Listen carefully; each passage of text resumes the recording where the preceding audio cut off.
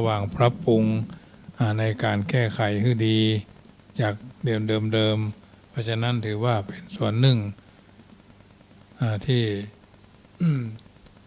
เอาท่านทั้งหลายได้กระทำบำเพ็ญให้เป็นไปตามนั้นเพราะฉะนั้นเจ้าหน้าที่เพิ่นก็ปรับตั้งแต่เจ้ามาลาญาติโยมก็ถือว่าต้องขอสุมาภัยบัณฑิตโยมญาติโยมได้ฟังกันช่วงเป็นช่วงนะอาจจะบัทนัทนีอาจจะบ่เหมือนเดิมแต่ก็เดี๋ยวมันก็เข้ารูปเข้ารอยเพราะฉะนั้นถือว่าในการที่ เราจัดรายการก็เพื่อจะให้ญาติโยมฟังกันเป็นลำดับลำดาก็จะเป็นประโยชน์ในการเผยแผ่นำธรรมคำสอนในทางพระพุทธศาสนาวันนี้ปะกันก็เป็นวันพระวันศีลเนาะเป็นวันที่25เป็นวันอังคารช่วงเจ้าเฮาท่านทั้งหลายก็คงอาจจะไปทำบุญสร้างบารมีตามวัดตามวาตามปกติบางวัดก็มีการไปวัดบางวัดก็ไม่ได้ไปเนาะอันนี้ก็แล้วแต่พื้นที่แต่ละพื้นที่อะไรกำหนดกฎเกณฑ์กันเอาไว้ก็ถือว่าเป็นส่วนที่เขาได้ช่วยกันสนับสนุนส่งเสริมการทำบุญส่วนทอนทานในทางพระพุทธศาสนาหลายสิ่งหลายอย่างอันเป็นการที่ก่อให้เกิดมงคลกับตัวกับตนญาติโยมเพราะฉะนั้นวันศีลวันพระเราก็บูชาทักทายกันเรื่องของการที่ได้ฟังน้ำฟังธรรมนะเรื่องของทานเรื่องของศีลเรื่องของภาวนาบุญก็คือความดีบารมีคือสิ่งที่เพิ่มเติมผลบุญก็ดีสิ่งที่เราทำแล้วก็คงจะบักแค้วที่จะต้องทำให้เกิดเป็นมงคลกับตัวกับตนแต่ละคนแต่ละท่านแต่ละโอกาสจังหวะศรัทธามีศรัทธาอย่างน้อยๆก็จุดมุ่งหมายประการสำคัญในการฮื้อตานในทางพระพุทธศาสนาก็เพื่อเป็นการกำจัดความตระหนี่ที่เหนียวอันอยู่ในตัวอันอยู่ในจิตอยู่ในใจของญาติโยมสาธุชนแต่ละคนแต่ละท่านมันบรรเทาเบาบางไปเถื่อเล็กเถื่อน้อยก็จะทำเมื่อท่านทั้งหลายได้เกิดความสบายใจได้เคยย้ำแล้วว่าทานกับจาคะนั้นบ่เหมือนกันทีเดียวถ้าจะให้ความหวังว่าจะได้รับผลอย่างนั้นอย่างนี้เช่นเพื่อจะได้ทรัพย์สมบัติบางเถื่อก็ปรารถนาได้ทรัพย์สมบัติรูปสวยหรือเกิดในที่สงบสุขเป็นต้นถ้าหวังอย่างนี้ท่านยังบัจัดเป็นจาคะจัดเป็นทานอยู่แต่ถ้าหากว่าเขาเสียสละไปเพื่อหวังประโยชน์ส่วนรวมโดยบ่หวังประโยชน์ส่วนตัวหวังความสงบสุขแก่คนอื่นเป็นการเสียสละอย่างนี้จัดเป็นจาคะอย่างพระพุทธเจ้าในสมัยเป็นพระโพธิสัตว์ทรงบริจาคทานเพื่อหวังสัมมาสัมโพธิญาณนั้นไม่ได้หวังเพื่อพระองค์อย่างเดียวแต่หวังเพื่อความสงบสุขแก่สัตว์โลกเป็นไปที่มุ่งกำจัดความตระหนี่ที่เหนียวเพราะฉะนั้นทานยักมีผลนักถ้าหากว่าเพื่อกำจัดความตระหนี่ออกไปก็คือกำจัดความหันแก่ตัวออกไปเนื่องจากความหันแก่ตัวทำให้บุคคลเป็นอันมากทำอันยังบ่มุ่งเพื่อตัวเองเป็นสำคัญและบางครั้งก็ทำลายคนอื่นเพราะหันแก่ตัวแต่ถ้าหากคนเฮาบ่หันแก่ตัวขจัดความหันแก่ตัวออกไปแล้วสังคมก็จะเกิดความสงบสุขนักยิ่งขึ้นสังคมในชาติของเฮานั้นถ้ามีคนหันแก่ตัวน้อยแต่เสียสละเพื่อส่วนรวมเพื่อคนอื่นนักสังคมก็จะสงบสุขเหมือนบ้านเมืองสงบสุขเพิ่มขึ้นแต่ถ้าสังคมใดมีคนหันแก่ตัวนักขึ้นแต่มีการเสียสละน้อยหรือบ่เสียสละมีแต่ฮับอย่างเดียวหรือแต่สะสมอย่างเดียวมีแต่หันแก่ตัวอย่างเดียวซ้ำบางคนยังโกงกินคอร์รัปชันทำโดยสังคมนั่นก็จะบ่สงบสุขจะมีความเดือดร้อนวุ่นวายนักเพราะฉะนั้นการฮื้อตานที่ถึงขั้นจาคะเพิ่นฮ้องว่าบริจาคทานนั่นต้องเสียสละเพื่อประโยชน์สุขแก่คนอื่นเพื่อกำจัดความตระหนี่ ได้ความหันแก่ตัวเป็นประการสำคัญความสงบสุขก็จะเกิดขึ้นแก่โลกในฐานะที่เราได้ศึกษาพระพุทธศาสนามาพอสมควรแล้วเพื่อความเข้าใจในเรื่องการฮือตานเพิ่มขึ้นในตอนนี้จะกล่าวถึงมัจฉริยะคือความตระหนี่ซึ่งเป็นตัวปฏิปักษ์หรือตรงกันข้ามกับบริจาคเพราะถ้ามีการบริจาคความตระหนี่ก็หายไปแต่การบริจาคจะมีได้ก็ต่อเมื่อบุคคลนั้นมีศรัทธาหากขาดศรัทธาเสียแล้วความตระหนี่ก็เข้ามาแทนที่ถ้ามีศรัทธาเป็นพื้นฐานอยู่ในใจแล้วการเสียสละย่อมมีนักขึ้นฉะนั้นตัวศรัทธาจึงหนุนการบริจาคได้เป็นอย่างมากเพราะเมื่อมีตัวศรัทธาแล้วการบริจาคการเสียสละก็เกิดขึ้นเพราะเมื่อมีตัวศรัทธาแล้วบริจาคแล้วการเสียสละเกิดขึ้นก็ฉะนั้นผู้ที่บำเพ็ญบุญด้วยการฮือตานนี้ถ้ามีศรัทธาด้วยแล้วบริจาคนั้นย่อมจะทำได้ง่ายขึ้นฉะนั้นญาติโยมสาธุชนท่านผู้ฟังทั้งหลายก่อนที่จะขอทำความเข้าใจในเรื่องของตรณีก่อนคนตรณีขี้จิเนาะก็มีหลายอย่างที่คนบ่เก่าเขาจะหารว่าตรณีอย่างพ่องเพิ่นบอกว่ามีอยู่5อย่างขี้จินั่นแหละตรณีกับขี้จิในอันเดียวกันก่อนอื่นจะทำความเข้าใจเรื่องตรณีเสียก่อนความตรณีคือการบายากฮื้อของตนแก่คนอื่นนั่นแหละกินของเพื่อนไว้ของตัวไว้เนาะอันยังก็ได้ที่เป็นของตนที่เกี่ยวที่ตนเองฮักเกี่ยวข้องว่าที่อยู่อาศัยความรู้ความสามารถหรือคนที่ตนเกี่ยวข้องก็บายากจะฮื้อคนอื่นเข้ามายุ่งเกี่ยวอย่างนี้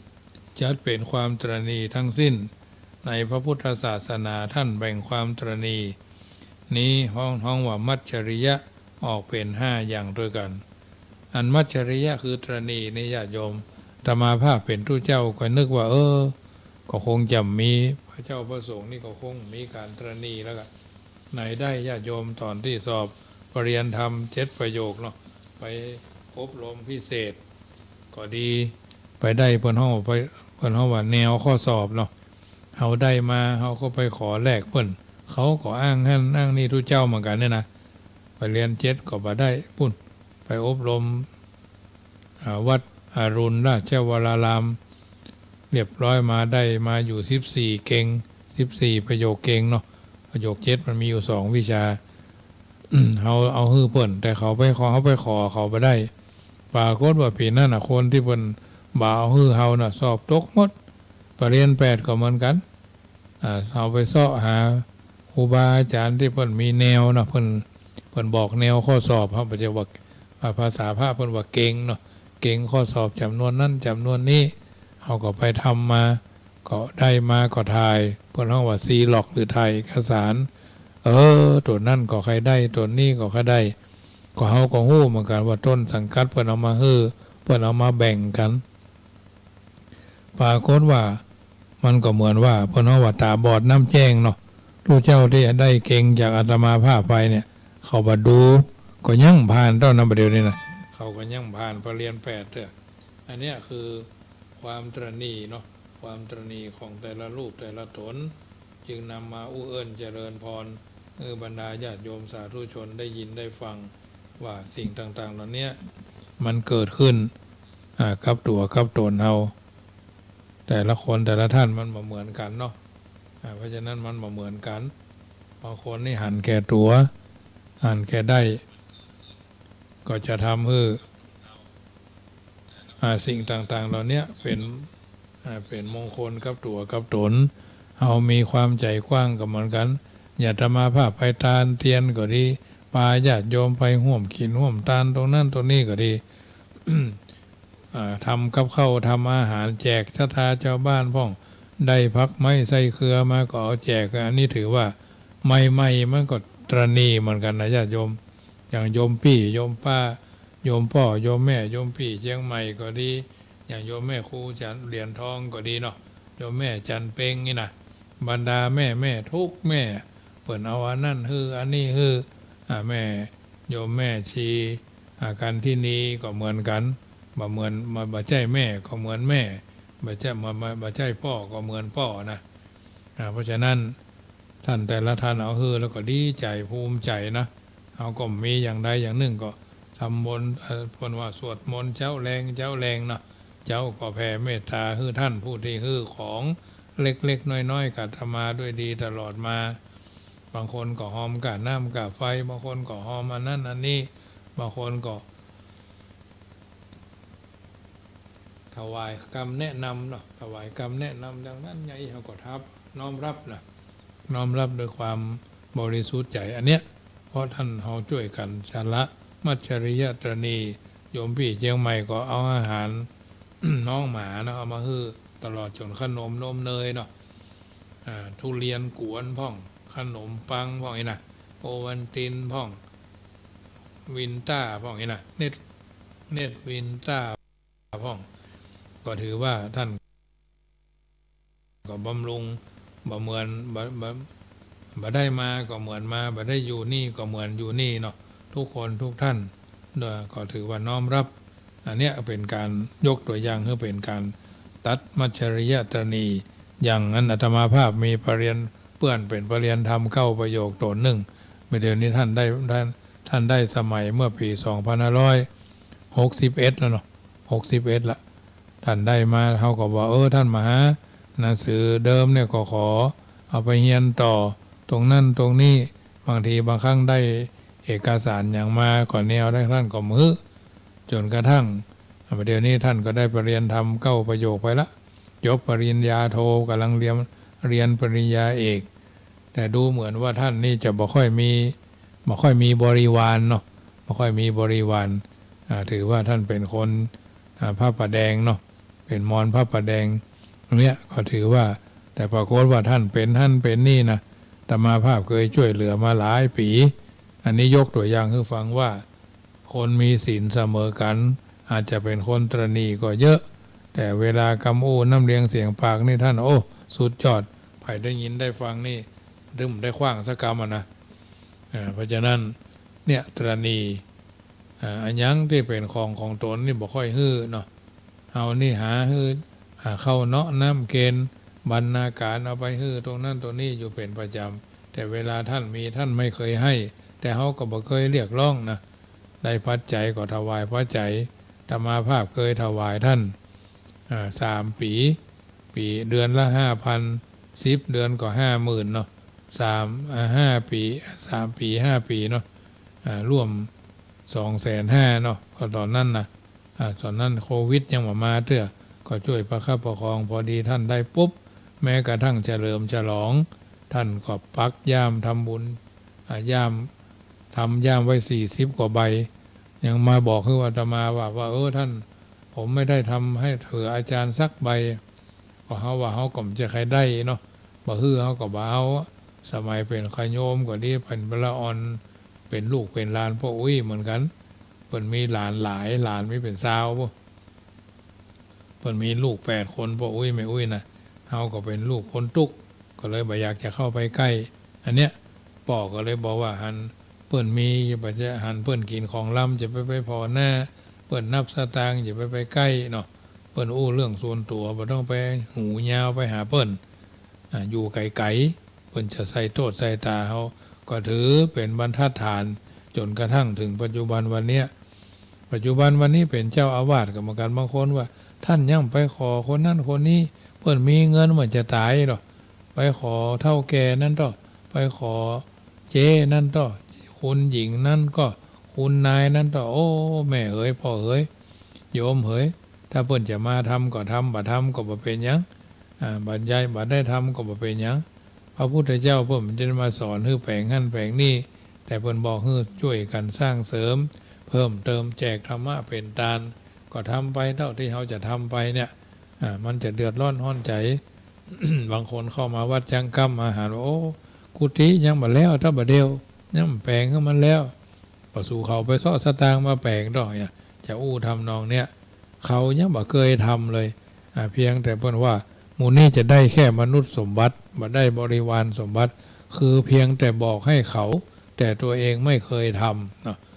บางทีบางครั้งตัวเองทำแต่บ่เคยบอกคือเขาบางคนตัวเองบ่บอกคือเขาทำตัวเองบอกคือเขาแต่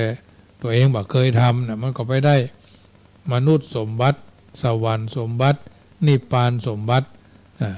มนุษย์สมบัติสวรรค์สมบัติบริวารสมบัติแล้วก็นิพพานสมบัติมันก็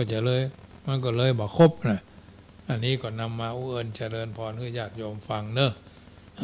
เป็นตัวอย่างอาวาสมัจฉริยะตรณีที่อยู่ สองกุระมัจฉริยะตรณีตระกูลจิตระกูลเนาะลาภามัจฉริยะตรณีเลาะตรณีลาบเนาะกินคนเดียวเนาะเนกาสีละพะเทสุขังคือกินคนเดียวบ่มีความสุขอันนี้ญาติโยมสาธุชนท่านผู้ฟังทั้งหลาย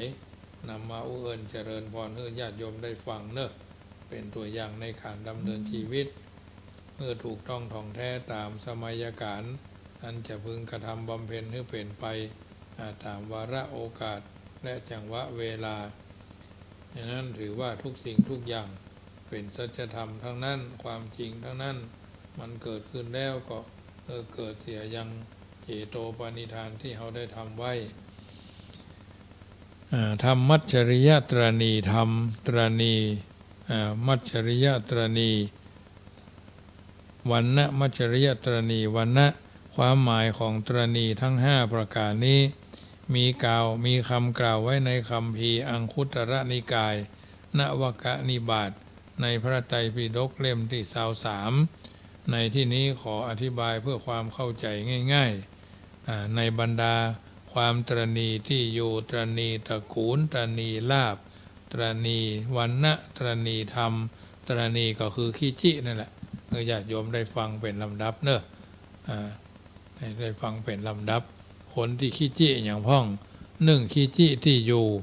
ถ้าเป็นพระสงฆ์ก็ตรณีอาวาสที่อยู่อาศัยเคยไปขออยู่ที่กรุงเทพสมัยเมื่อเป็นเนนใหญ่เนาะยังไม่ได้เป๊กเด้อไปวัดท่านวัดนี้วัดแรกอยู่ที่กรุงเทพก็คือสมัยหนึ่งก็คือวัดวัดลวกบางบำรุเนาะวัดลวกบางบำรุเป็นวัดแรกต่อมาก็วัดเทพากรนี่ก็เคยไปถัดนั้นมาก็เป็นวัดจันไนเนี่ยเคยไปนะวัดจันไนแถวยานนาวานะเป็นว่าถนนตกนะท่านนั้นมาก็วัดน้อยในเขตตลิ่งชันสะพานผักนี่ดังนั้นอันนี้ก็คือวัดน้อยในนี่ก็เคยไปมาถัดนั้นไปก็ปุ่นไปจังวัดนนท์ก็คือวัดแคนอกทางบางกะสอนี่ถัดนั้นมาก็วัดบางแพรกใต้วัดเฉลิมพระเกียรติแล้วก็วัดมหันนภารามแถวใกล้ๆกับศาลเจ้าพ่อเสือเคยไปพักอยู่ช่วงหนึ่งวัดเบญจมบพิตรนี่แล้วก็วัดดอนเมืองเนี่ยวัดติดวัดก็โอ้ทุเจ้าเป็นขี้จิเปิดห้องว่าขางกุฏิถ้าไปขออยู่โอ้กุฏินี้สำหรับพระนวกะภาคพรรษาหรอโอ้มันเดียวไปมีไผอยู่เป็นที่อยู่หนูโล่นกันโลละนะ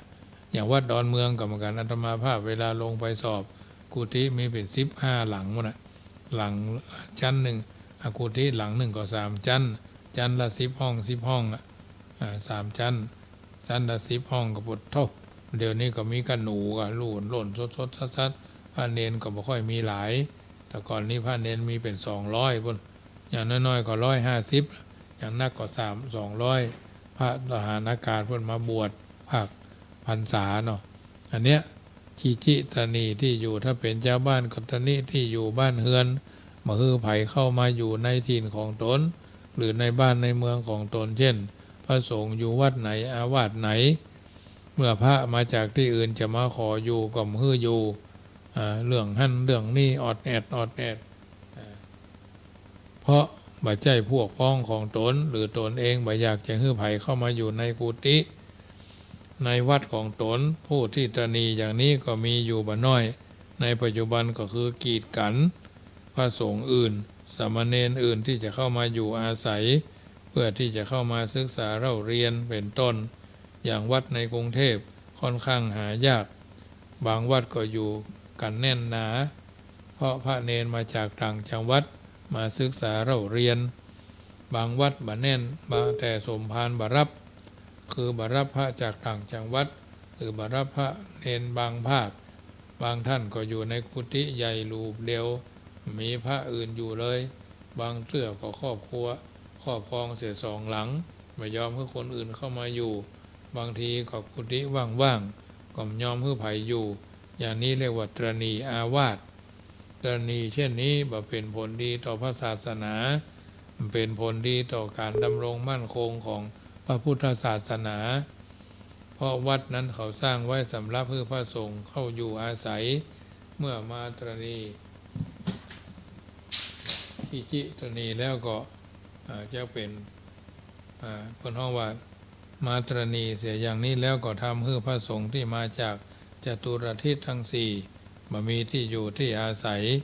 อยู่อาศัยบ่ได้เพราะเจ้าอาวาสเจ้าของที่ตรณีไว้การตรณีอย่างนี้เรียกว่าอาวาสมัจฉริยะนะคือตรณีที่อยู่ประการต่อมาก็คือคนห้องว่าบางประเทศตรณีบ่ยอมรับคนเชื้อชาติอื่นเข้ามาในประเทศของตนกีดกันไว้บ่ให้เข้ามาอาศัยในถิ่นของตนเช่นชาวออสเตรเลียกีดกันชาวเอเชียหลายชาติบ่ยอมให้เข้าไปอยู่ในถิ่นของตนแม้จะอพยพเข้าไปก็บ่ยอมให้เข้าเว้นไว้แต่บางครั้งเท่านั้นการตรณีกีดกันบ่ยอมให้คนเข้าไปในถิ่นของตนนั่นก็ถือว่าตรณีที่อยู่แต่ประเทศไทยของเฮานี้แม้จะมีการจำกัดจำนวนให้คนต่างชาติให้เข้ามาอยู่อาศัยแต่เฮาก็มีมนุษยธรรมเช่นเมื่อพวกที่อพยพมาตามความลำบากเดือดร้อนเช่นพม่ายิงกันสู้เปิดห้องว่าสู้รบปบมือกันวุบรูปอย่าเฮาหันในภาพยนตร์ข่าวเนาะพม่าว่าเขมรว่าลาวว่าเวียดนามว่าที่บ้านแตกสลายขาดยิงกันชนกลุ่มน้อยตามตะเข็บชายแดนเนาะน้ำเพียงดินพ่องอำเภอศพเมยพ่องนี่นะเข้ามาสู่ประเทศไทยหล่นเข้ามาเป็นช่วงโดยเข้ามาทางบกทางทะเลพ่องเข้ามาขอพักพิงอาศัยเขาก็คือเข้ามาอาศัยหรือคนจีนพ้นทะเลที่เข้ามาอาศัยพระบรมโพธิสมภารในชาติของเฮาก็มีนับตั้งแต่โบราณมาแล้วแต่ชาติไทยนี้เป็นชาติที่ประณีที่อยู่ที่ผู้เฮาเรียกว่าความมีจิตใจกว้างบัตรณีเป็นสัญลักษณ์ของผู้ที่มีจิตใจโอบอ้อมอารีเนาะโอบอ้อมอารีแต่ถ้าตรณีกีดกันบ่ยอมให้ไผเข้ามาอยู่ในประเทศของตนเลยเนาะตัวผู้อยู่กันแต่พวกพ้องของตนเท่าอันนี้เรียกว่าตรณีที่อยู่หรือแม้ในบางถิ่นบางแห่งคนถิ่นอื่นจะเข้ามาอยู่พวกเจ้าของถิ่นบ่ยอมให้เข้ามาอยู่ในถิ่นของเขาเลยอยากจะสงวนไว้แต่พวกพ้องของตนหรือกินผลประโยชน์เสียฝ่ายเดียวอย่างห่วงถิ่นที่อยู่อาศัยเป็นต้นอันนี้เป็นเรื่องที่เฮาท่านทั้งหลายก็คงจะทำความเข้าใจอย่างถูกต้องท่องแท้ในเรื่องตรณีที่อยู่ที่อาศัยเหล่านี้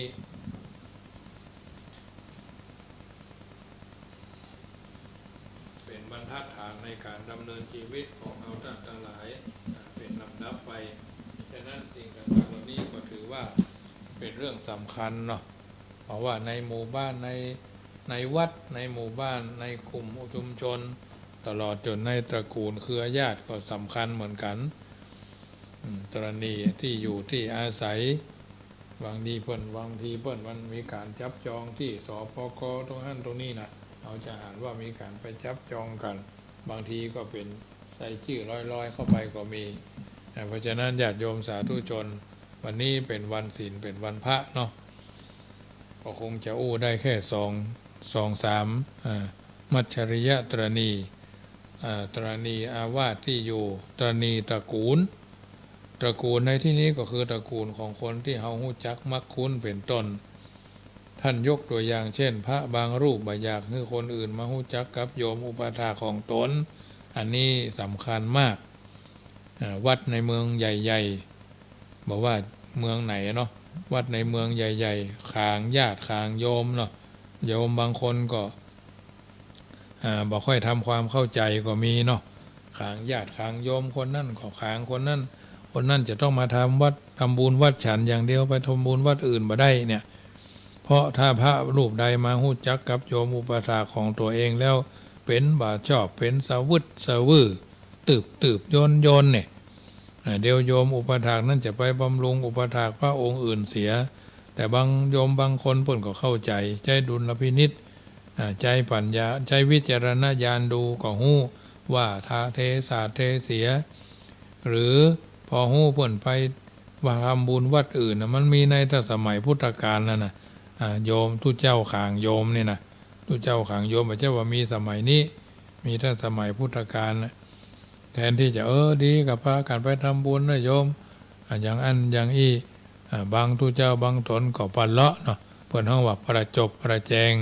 พระภิกษุหัวประจบนี่อยากจะได้เพิ่นมีเงินหรอกไปตนอื่นบ่ได้ไปวัดอื่นบ่ได้พอดท่อเป็นโคตรเป็นเกียรติเป็นงอนอันยังล่ำเหลือกับวัดกอนั่นน่ะพากันไปทิกๆดอกอย่าบางทีบางครั้งไปก็ไปบูชาไปทำบุญกับพระอรหันต์เฮาบ่ใช่เป็นพระอรหันต์เฮาเป็นอรหุนนี่หรอว่าอันว่าอีกก็มีนะญาติโยมเพราะฉะนั้นสังคมใหญ่ๆค้างญาติค้างโยมไปทำบุญแถวแล้วโยมคนนั้นบางเตื้อก็เพิ่นห้องว่าพาตาบอดน้ำแจ้งเหมือนกันนะคือบ่ใช่ดุลพินิจบางคนเพิ่นก็อยู่ห่างๆเนาะไม่อยากจะเข้ามาวุ่นวายบางรูปบางคนบางโยมบางท่านก็หายไปเลยเนี่ยอันนี้ก็แล้วแต่ดุลพินิจขางญาติขางโยมเพิ่นห้องว่าตรณีตระกูลตัวเองก็จะได้ลาภสักการะน้อยหรือได้เคารพนับถือน้อยลงก็ตรณี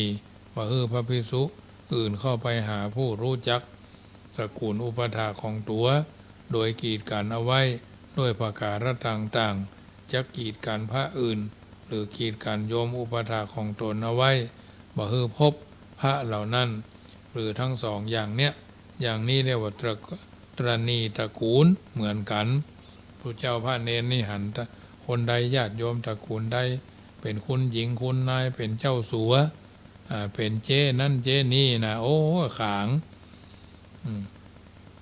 เจ้าบ้านบางตระกูลตรณีบ่คนอื่นเข้ามาเกี่ยวข้องในสกุลของตนบ่คนที่ต่างตระกูลเข้าเขตกันต่างเขตกันเข้ามาฮู้จักมักคุ้นกับคนในตระกูลของตัวโดยเฉพาะตระกูลหรือในพวกพ้องของตัวเอาตัวเท่านั้นเองอย่างนี้เรียกว่าตรณีตระกูลหรือไม่ยอมให้ใครใช้นามสกุลของตนเองแต่ถ้าใจกว้างขวางแล้วก็พิจารณาบุคคลที่เข้ามาสู่สกุลของตนมาคบค้าเข้ามาสู่ตระกูลของตนก็บ่ได้กีดกันคนอื่นก็จะเข้าสู่ตระกูลที่เฮาคุ้นเคยการบกีดกันอย่างเนี้ยเรียกว่าบัตรณีถ้าตรณีถือว่าเป็นกิเลสจัดเป็นกุลมัจจริยะนะกุลมัจจริยตรณีตระกูลประการต่อมาก็ลาภมัจจริยตรณีลาภที่นี้ก็คือสิ่งที่อำนวยความสะดวกอำนวยความสำเร็จไม่ใช่ลาบบนเขียงลาบนั้นอำนวยความสะดวกคือต้องอิ่มต้องนะลาบบอใบไม้นั่นนะบางคนมีทรัพย์สินเงินทองมากมายแต่บ่ยอมบริจาคเอื้อเฟื้อเผื่อแผ่กับไผคนใดคนหนึ่งเลยส่วนมากชาวบ้านทั่วไปก็จะเข้าใจความตรณีในข้อนี้นักในบรรดาตรณี5ข้อเนี่ยตรณีนี้ประเภทนี้บ่อยากจะเอื้อเฟื้อเผื่อแผ่ใจบ่กว้างเพิ่นเฮาว่าใจเหมือนน้ำนะแผ่แก่ไผห่วงไว้บริโภคแก่แต่ผู้เดียวในกลุ่มของตนแต่ผู้เดียวอย่างนี้เรียกว่าลาตรณีลาภคือเป็นคนขี้เหนียวนั่นเอง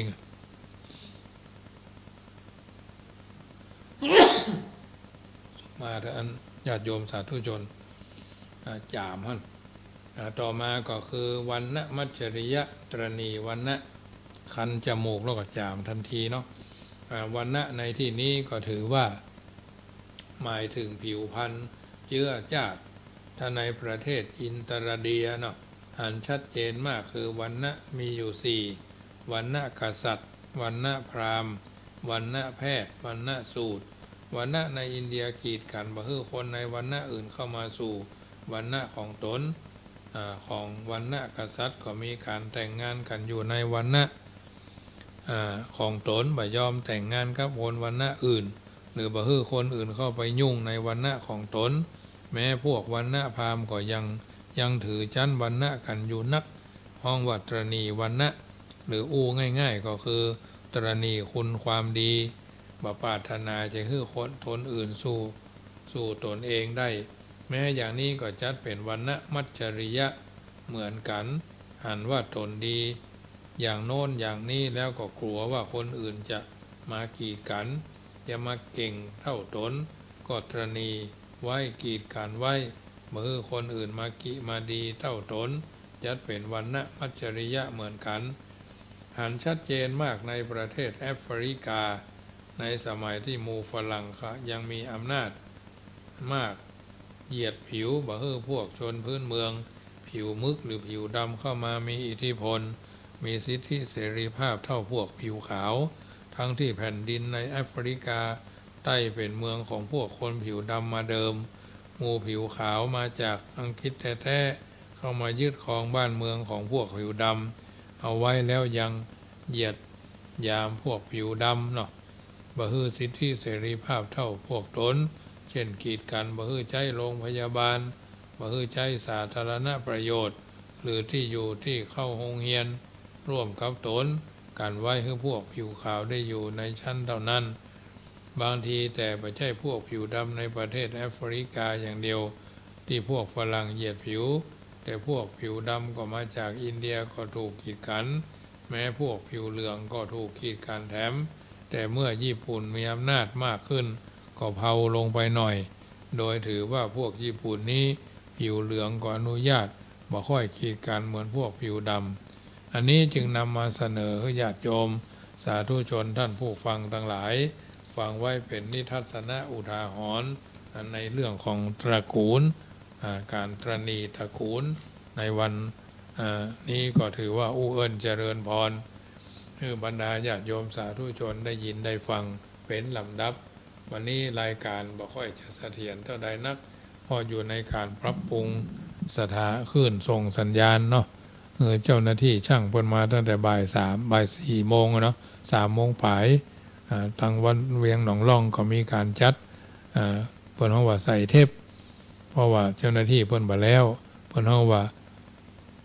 ลงวินโดว์คอมใหม่เนาะอดเจ็บเสี่ยงไปอยู่เกือบเกือบหมื่นเหมือนกันนะเกือบหมื่นเหมือนกันเพราะว่าหลายอย่างยุกยิกอันนั้นก็เติมอันนี้ก็แต่งอันนี้ก็เสริมอันนี้ก็เพิ่มเนี่ยพอคอมมัน17 ปีไม่ใช่20 ปี17 ปีคนขายคอมคนซ่อมคอมถวายมาเพิ่นพอพิกมาอยู่บ้านป่ามุ่นหมู่ที่7นี่แหละนะมีเพิ่นก็ถวายพอดีเจ้าหน้าที่ลูกศิษย์ของหลวงพ่อท่านพระครูสมุวิสุวัตรวัดฝ่ายหินเพิ่นก็ส่งเจ้าหน้าที่มาซื้อหั่นซื้อนี่จุกจิกเนาะยังทำหลายเรื่องหลายอย่างโหลดจอทั้งหน้าแถมจอเขาแล้วก็จะต้องได้ต่อเติมนะจอก็มูลค่าก็หลายพันเหมือนกันเนอะอันนี้ก็จะต้องใจวิริยะอุตสาหะเก็บหอมรอมริบไปเรื่อยๆได้เกิดความสว่างกระจ่างแจ้งพอตัวหนังสือมันน้อยเนาะต้องเพ่งตัวหนังสือเนี่ยมูลค่าตะกี้ก็คือลูกศิษย์ลูกหาของโยมท่านพระครูวัดฝ่ายหินดูแลก็เกือบประมาณเกือบ 3,000 เนาะอันนี้ก็จะได้ใช้จ่ายกันต่อไปตะกี้ก็สั่งซื้อที่เพิ่นเอาใส่มันชัดเจนยิ่งขึ้นเนี่ยมันก็เติมทิกๆเพิ่นว่าลูกเล่นแผ่วๆเนาะ ฉะนั้นค่ำคืนของวันศีลวันพระวันนี้ได้น้อมนำเอาเรื่องของมัจจริยตรณีตระคีจิที่คีจิตระกูลคีจิลาภที่ผลตระกูลแล้วก็ลาภคือสิ่งที่อำนวยความสะดวก เอาท่านทั้งหลายก็พยายามเริ่มหัดเริ่มคัดเริ่มเกลาเริ่มพยายามสร้างสิ่งที่ดีครับตัวครับตนเฮาจิเฮาตรณีเพื่อเฮาว่าเตรียมตัวเฮาเตรียมตัวก่อนตายเตรียมกายก่อนแต่งเตรียมน้ำไว้ก่อนหน้าแล้งเตรียมแบงค์ไว้ก่อนเดินทางปัจจัยก็ดีบ้านก็ดีรถก็ดีกู้ครองก็ดีเลือกที่เลือกนาไร่สวนก็ดีอายุ50 ปีแล้วก็ควรจะเริ่มแบ่งสรรปันส่วนแจกแจงแยกแยะเป็นอย่าง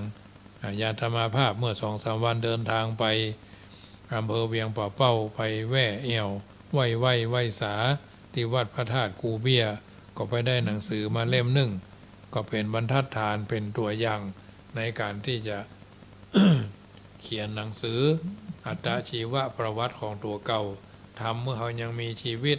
ทำเมื่อเขายังตินดวงต้วงได้ไปได้เริ่มต้นมาอยู่วัดจังกำสมัยไหนเนาะ2544วันที่20เดือนพฤศจิกายนเดือนมิถุนายน2544มาอยู่จริง2004เอาเดือนมิถุนายน2544เหมือนกันเนาะพระธาตุ3ประเทศมาที่วัด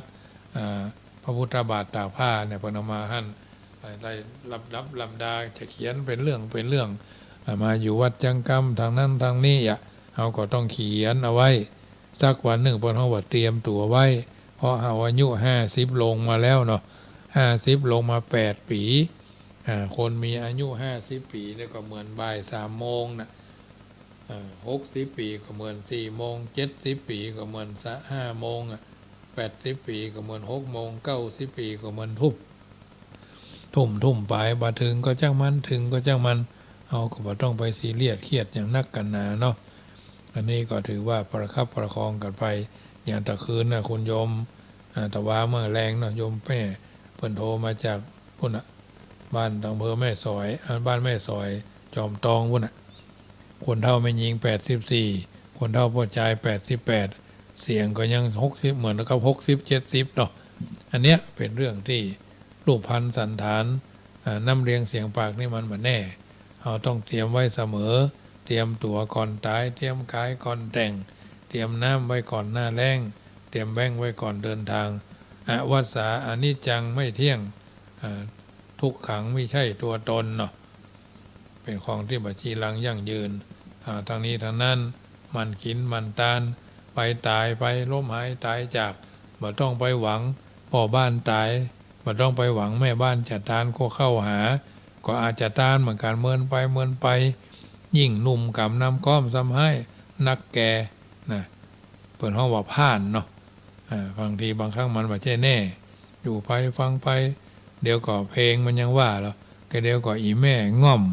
ก็เดี๋ยวก็อีพ่อง่อมก็เดี๋ยวก็อีพี่ง่อมทำละก็เดี๋ยวก็พี่อ้ายง่อมพ่อมันง่อมแม่มันง่อมบ่ฮู้จักง่อมอยู่หั่นล่ะก็เลยเป็นเรื่องเป็นราวละอันนี้เป็นเรื่องตลกปกฮาว่ากันไปง่อมอย่างคนอาตมาภาพอยู่วัดหนังสือไม่เป็น10,000 เล่มบ่น่ะอ่านเล่ม1พอดเล่ม1ยิ่งช่วงนี้ดูหนังสือหนังหาเนาะถ้าเตรียมตัวที่จะไปสอบมันจะมาตามที่เฮากะเฮาเกณฑ์เฮากะเฮาเกณฑ์กันก็ดีมันบ่มาก็บ่เป็นหยังสอบไปเรื่อยๆเพิ่นว่าถือว่าหากสนามสอบยังอยู่ยั่งยืนยงน่ะเราก็คงสอบไปเรื่อยๆนะกำลังใจเป็นส่วนหนึ่งจากบรรดาญาติโยมสาธุชนการเดินทางไปสอบนี่ก็คงจะไปรถไฟเนาะเพราะว่าของนี่จะเอาล่วงหน้าไปก่อนของนี่ก็จะส่งสยามเฟิร์สทัวร์ไปก่อนเป็นกระเป๋าสัก2 ใบเนาะเป็นหนังสือหนังหาเสื้อผ้าอาภรณ์เนาะส่งล่วงหน้าไปอย่างวันหนึ่งเขาก็ไปฮับเอาที่กรุงเทพแต่ก่อนนี่บ้าหอบกระเป๋านะมันจะบ้าหอบฟางนะไปไหนกระเป๋า3 ใบ 4 ใบนะหนังสือว่าผ้าว่าแต่ก่อนนี้ไปเป็น10 วันหรอกเดี๋ยวนี้ไปเมินบ่ได้ไปก่อน3 วันสอบ3 วันหลัง3 วันเนี่ยก็คงประมาณนั้นนะแต่ทั้งนี้ทั้งนั้นก็ถือว่าต้องไปนะตราบใดยังสอบบ่ผ่านก็ต้องไปสอบเพื่อมันผ่าน ปีนี้มีอายุนักที่สุดก็คือ83 ปีอายุรองลงมาสูงและอาตมาภาพก็66 ปีเนาะ 50 ปลายนี่พอเลอะ57 58 51 52 40 ปลายนี่พอเลอะที่ไปสอบปรริญญาเก้าเต้าที่พอยอดนี่387 รูปเนาะ387 รูปอันนี้ก็จะได้เข้าสอบสนามหลวงวันที่7 8 9 กุมภาเนาะอันนี้เป็นกำหนดการที่เพิ่นว่าเอาไว้อาจจะไปรถไฟนอนไปเนาะรถไฟนอนไปสบายก็ว่าได้ฉะนั้นค่ำคืนของวันนี้ญาติโยมสาธุชนก่อนจะนำรายการจากท่านไปก็ขอประชาสัมพันธ์เนอะข่าวสารงานบุญของวัดยังกำซึ่งจะมีการจัดทอดพระป่าสมทบทุนบูรณะกุฏิสงฆ์โฮงนอนของวัดยังกำยังขาดไปส่วนที่ต่อเติมทางหน้าจะได้เป็นเตินจะได้เป็นสถานที่เลี้ยงเพลท่านญาติโยมที่มาในที่ทั้งสี่ทางหน้านี่ก็คงจะเป็นฟ้าไหลไม่ซักก็เพิ่นเอาถวายพุ่นแม่ทาพุ่นยังได้ไปเอาเด้อมันอยู่ในดินพุ่นจะได้ไปขุดใจหลายสตางค์หลายหมื่นอยู่ในการที่จะไปแตงไม้เป็นแผ่นนะไม้แปรรูปเนี่ยพุ่นว่านะจะมาเป็นต้นก็มาได้ต้องแปรรูปมา เพื่อเกิดการก่อสร้างห้างแปลงไปที่วัดพระธาตุคูเบียนี่ก็ไปหันเปิ้นแปลงฟ้าไหลนะท่านอาจารย์ชนะชัยเนาะเปิ้นก็แปลงจัดเหมาะดูแลแล้วก็ดูแล้วก็เป็นที่น่าอนุโมทนา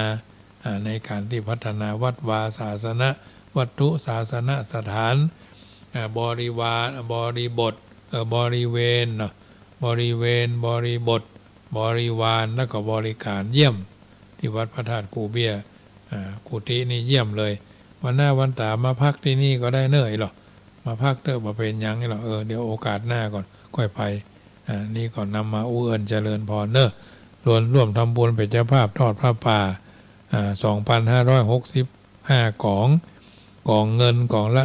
100กองทองกองละ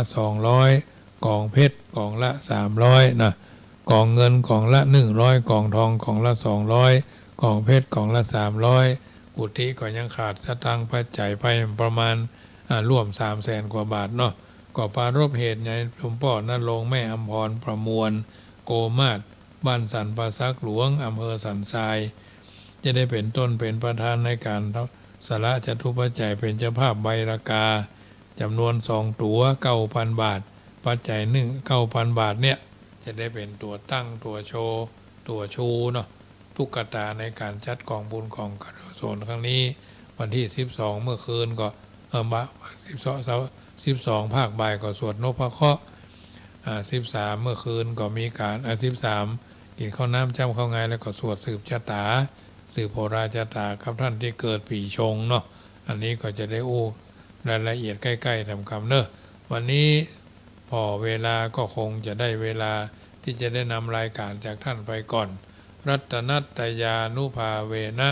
รัตนัตตยเตจสาพุทโธบังซ้ายธัมโมบังขวาสังโฆบังกายาอะระหังบังเกสาอะระหังพุทโธนะโมพุทธายะ